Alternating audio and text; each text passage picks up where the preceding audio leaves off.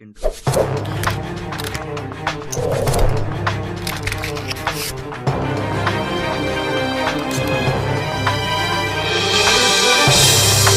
Morning guys, मैं सुशांत आर्या स्वागत करता हूं गुरुकुल एकेडमी चैनल में। और आज का वीडियो मैं फिर से परसेंटेज को लेकर स्टार्ट करूंगा क्वेश्चन नंबर 127 से।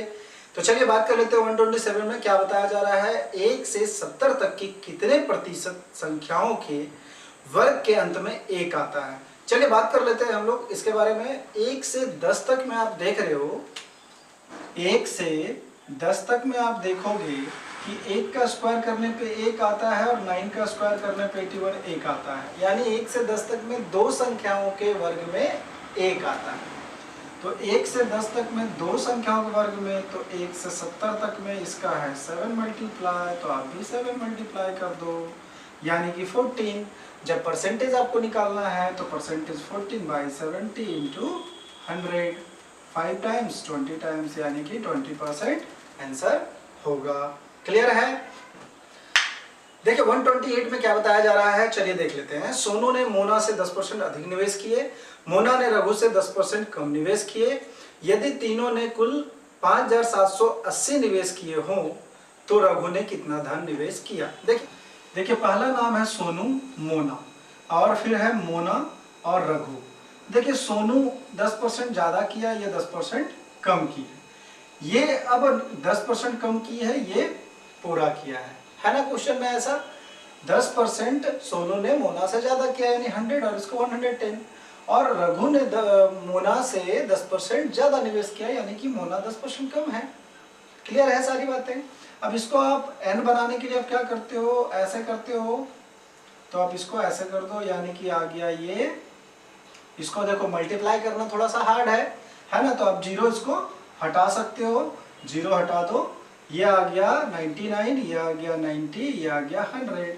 जब आप तीनों को ऐड करोगे तो 5780 तो दिया हुआ है, तीनों को ऐड करेंगे तो 289, 289 का वैल्यू है 5780। तो ये कितना टाइम्स कटेगा, 20 टाइम्स। तो 100 बराबर क्या होगा, 2000।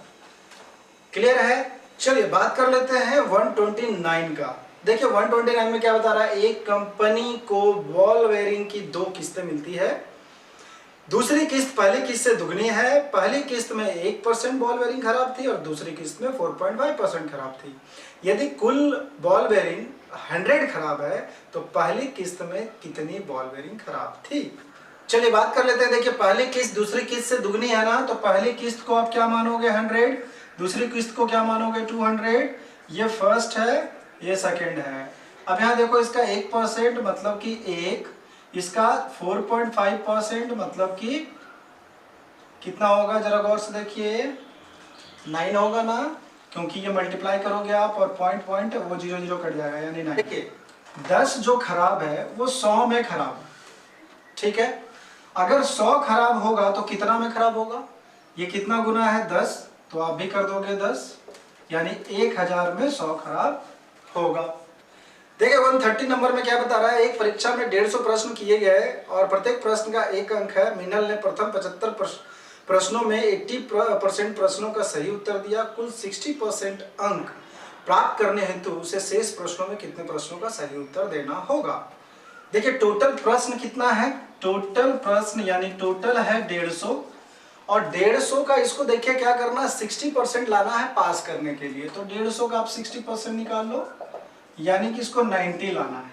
और ये फर्स्ट 75 यानी कि 75 जो है पहला पेपर, यानी कि फर्स्ट आप मान के चलो पहला पेपर में 75 है, 75 का 80% इसने सॉल्व कर दिया।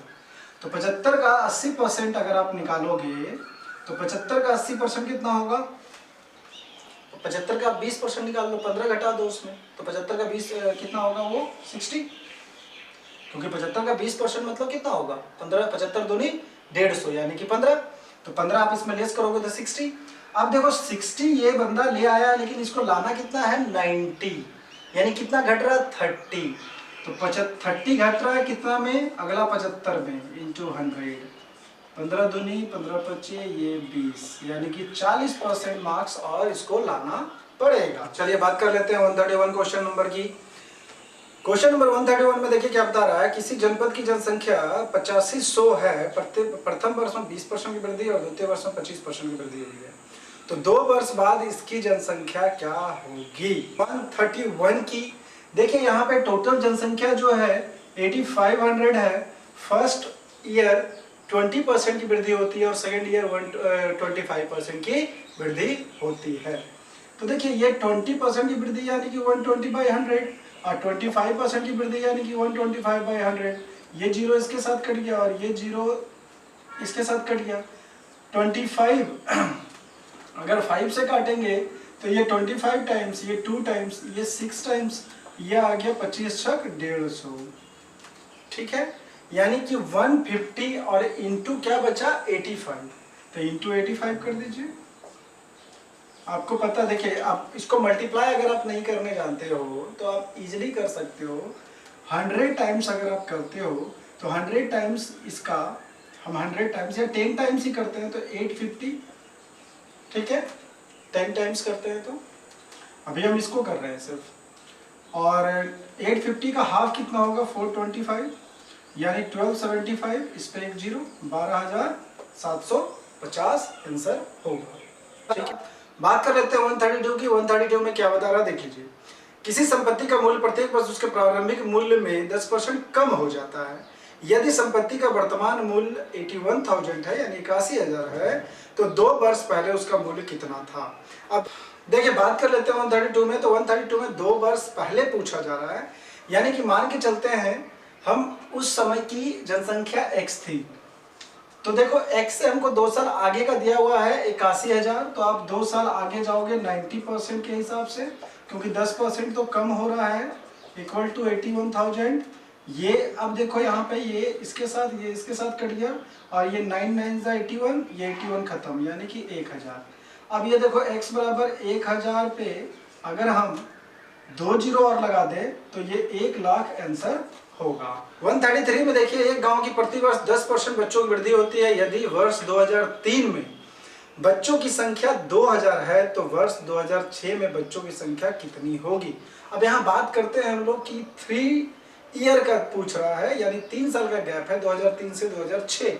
अभी फिलहाल देखिए 2000 जनसंख्या, इसका 110% निकालेंगे अगले साल के लिए, फिर 110% अगले साल के लिए, फिर 110% अगले साल के लिए। ये 2003, 2004, 2005, 2006। अब आप 0 0 काट दो, ये हो गया।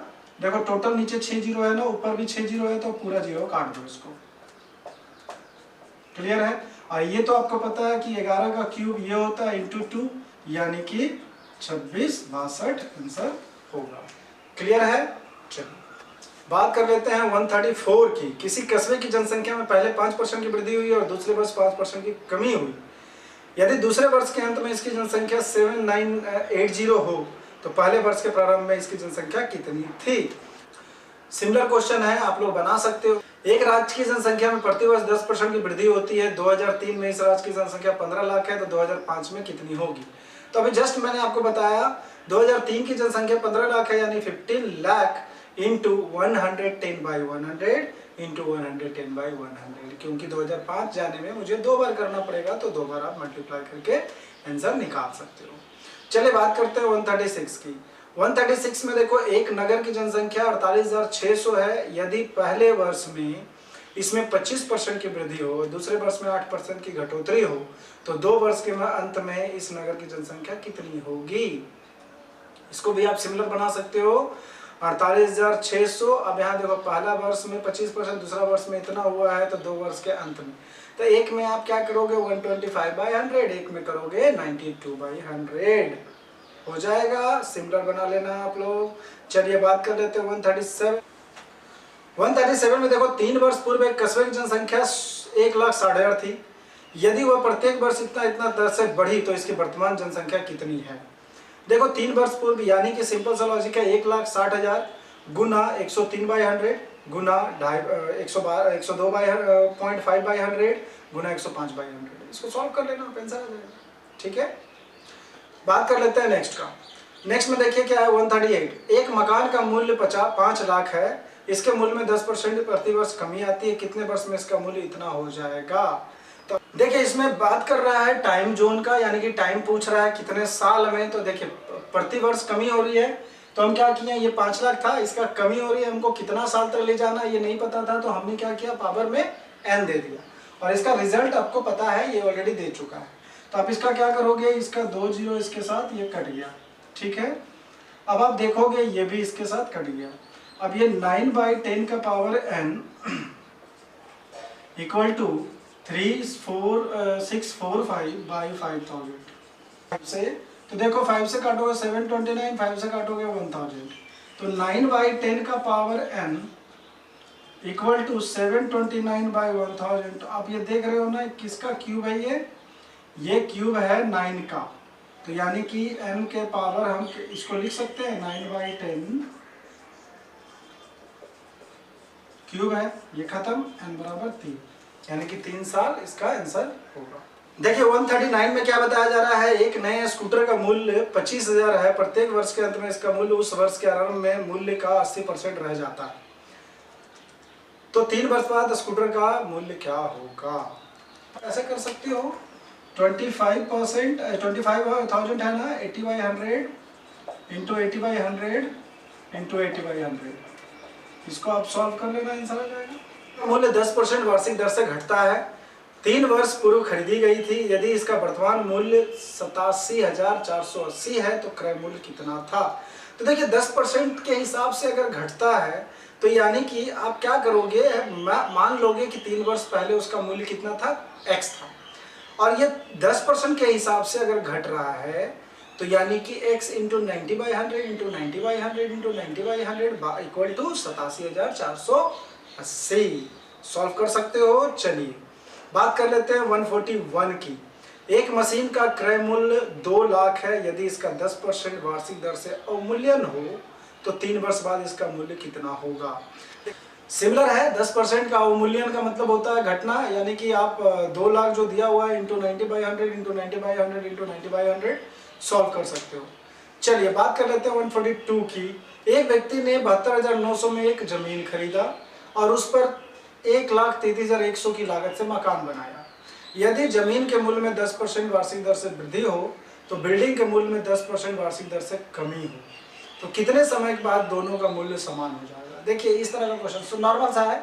आप जब जमीन खरीदते हो तो उसका धीरे धीरे जमीन का वैल्यू तो बढ़ता है, बट मकान का वैल्यू कम हो जाता है। इसका रीज़न ये है कि सिचुएशन में डिपेंड करता है खरीदने वाला का कैसा उसको नक्शा चाहिए, कैसा उसको घर चाहिए, वो डिपेंड करता है। अगर उसके अनुसार मिलता है तो ठीक है, अगर नहीं मिलता है तो उसका रेट तो ऑब्वियसली वो कम लगाएगा। बनाया यानी 72,900 हम लिख सकते हैं 1,33,100 लागत से मकान बनाया। इसमें तो वृद्धि हो रहा है, इसमें कमी हो रहा है 90/100, ठीक है। अब इसमें आप क्या करोगे, इसमें नॉर्मल सा चीज है कि इसका पता नहीं कि दोनों बराबर कितने साल में होगा। दोनों बराबर कितने साल में होगा ये हमको नहीं पता है, तो हम इसके पावर में n देंगे, इसको क्रॉस मल्टीप्लाई आप लोग कर सकते हो, सॉल्व कर सकते हो। कैसे, तो देखो ये 0 इसके साथ तो कट गया, अब ये 0 इसके साथ 11/10 का power n equal to 1331/729 into 9/10 का पावर n। देखो ये तो 10 इसके साथ चला गया, यानी हम 1331/729 पर